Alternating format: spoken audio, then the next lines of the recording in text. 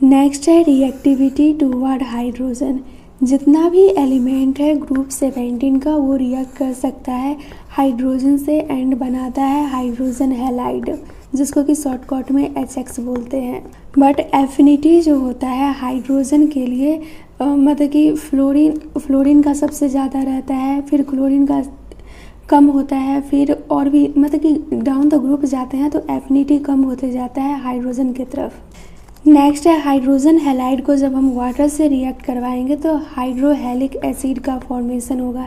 Acidic strength जो होता है वो इंक्रीज करता है डाउन द ग्रुप, क्योंकि ग्रुप 17 का एलिमेंट्स जो होता है फ्लोरीन, क्लोरीन, ब्रोमीन, आयोडीन, तो H एंड I के बीच में देखें तो बॉन्ड लेंथ इंक्रीज हो जाता है, तो इसको ब्रेक करना आसान होगा, तो इसलिए यहाँ पे acidic strength down the group increase कर जाता है।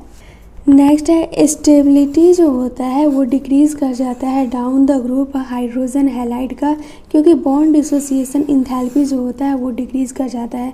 HF को ब्रेक करना आसान नहीं होगा, बट वही HI जो मतलब कि HI जो है इसको आसानी से ब्रेक कर सकते हैं, क्योंकि इसके बीच का बॉन्ड लेंथ जो है वो इंक्रीज कर गया है। तो बॉन्ड डिसोसिएशन इंथैल्पी सबसे ज़्यादा होगा फ्लोरीन का, फिर क्लोरीन का, फिर ब्रोमीन का एंड लास्ट में आयोडीन का। नेक्स्ट है boiling point and melting point. तो हाइड्रोजन हैलाइड के boiling point and melting point में उल्टा पुल्टा बस करना है, एक ही याद कर लो दूसरा अपने आप ही याद हो जाएगा।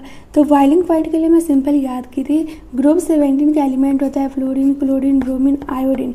तो सबसे हमें पता है कि बॉइलिंग पॉइंट जो होता है ये डाउन द ग्रुप इंक्रीज़ करता है, बॉइलिंग पॉइंट हो या मेल्टिंग पॉइंट हो डाउन द ग्रुप इंक्रीज़ करता है, बट यहाँ पे एक्सेप्शन है तभी याद करना पड़ रहा है।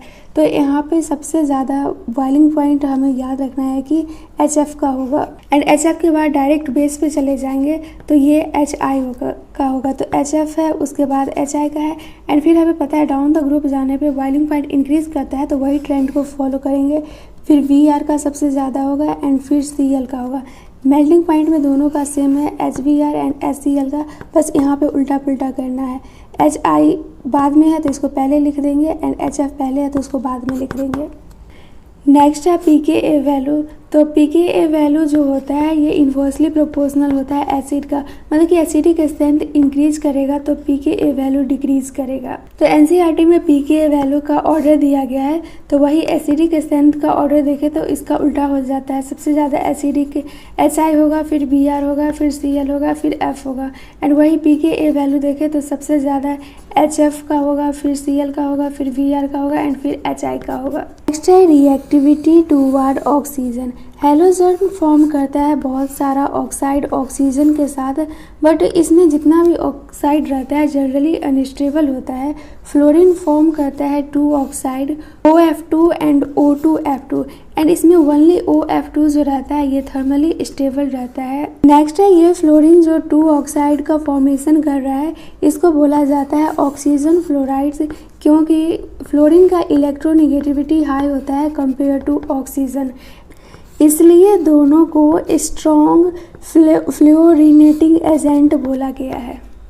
O2F2 जो होता है ये ऑक्सीडाइज कर देता है, मतलब कि प्लूटोनियम को PuF6 में कन्वर्ट कर देता है, मतलब कि ये प्लूटोनियम होगा एंड यहाँ पे O2F2 लेते हैं तो ये इसको ऑक्सीडाइज कर देता है PuF6 में, तो यहाँ पे इसका ऑक्सीडेशन स्टेट 0 होगा, तो यहाँ पे ऑक्सीडेशन स्टेट +6 हो गया। एंड इस रिएक्शन का यूज़ किया जाता है प्लूटोनियम को रिमूव करने में, मतलब कि प्लूटोनियम रिमूव हो जाता है PuF6 में, एंड ये सब का यूज़ किया जाता है न्यूक्लियर फ्यूल वगैरह में। क्लोरीन, ब्रोमीन एंड आयोडीन जो होता है ये ऑक्साइड का फॉर्म करता है, एंड इसका ऑक्सीडेशन रेंज जो होता है ये +1 से लेके +7 तक होता है।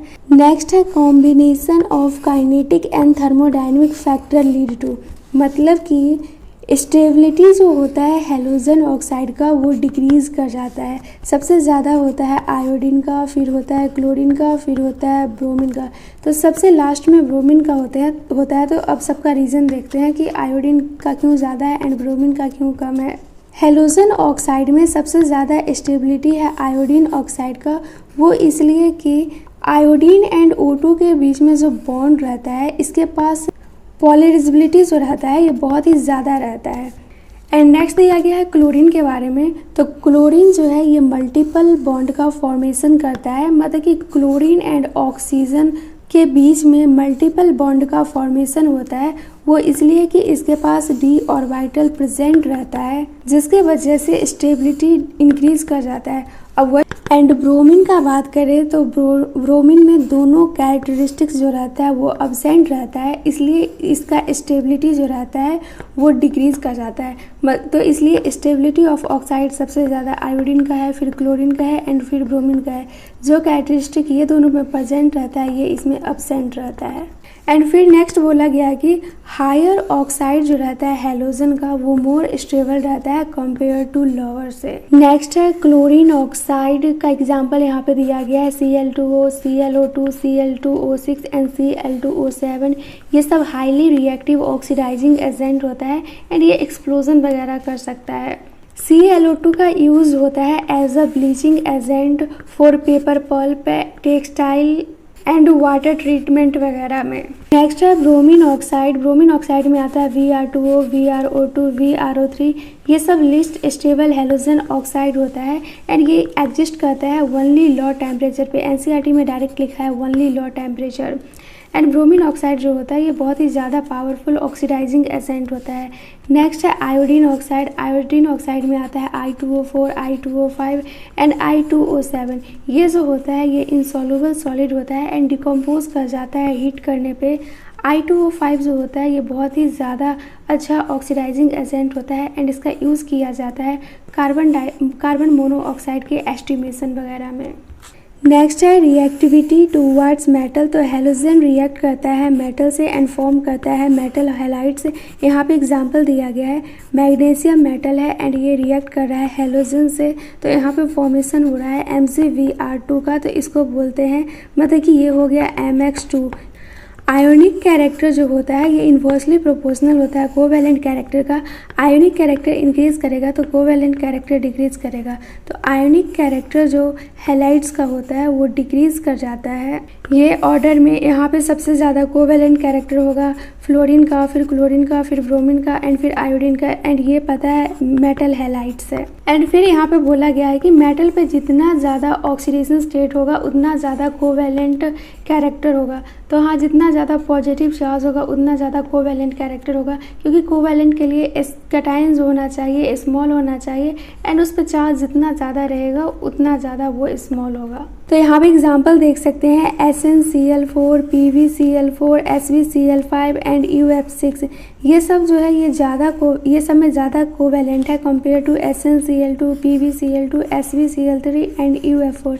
SnCl4 पे देखें चार्ज तो यहाँ पे Sn पे होगा +4, Sn मेटल है तो मेटल पे +4 है एंड यहाँ पे देखें SnCl2 तो Sn मेटल है तो यहाँ पे +2 है, मतलब कि +2 एंड +4 में देखें तो +4 ज़्यादा चार्ज है, तो मतलब कि SnCl4 वाला जो होगा ये ज़्यादा कोवैलेंट कैरेक्टर वाला होगा।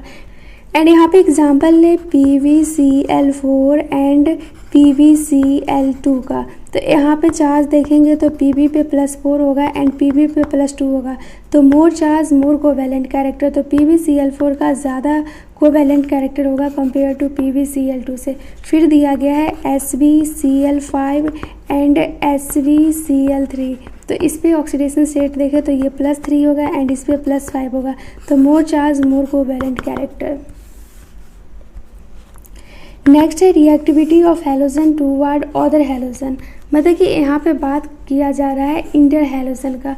जब हैलोजन कंबाइन हो जाता है खुद के साथ तो फॉर्म करता है इंटर हैलोजन टाइप का कंपाउंड। तो यहाँ पे वही दिया गया है XX-, XX3- एंड XX7-। तो यहाँ पे जो सिंपल X है वो लार्जर साइज़ का हैलोजन होता है एंड जो डैश वाला है ये स्मॉलर साइज़ का हैलोजन होता है। एंड रिएक्टिविटी का बात करें तो फ्लोरीन का ज़्यादा होता है, फिर इंटर हैलोजन कंपाउंड का होता है, फिर क्लोरीन का होता है, फिर ब्रोमीन का होता है एंड फिर आयोडीन का होता है।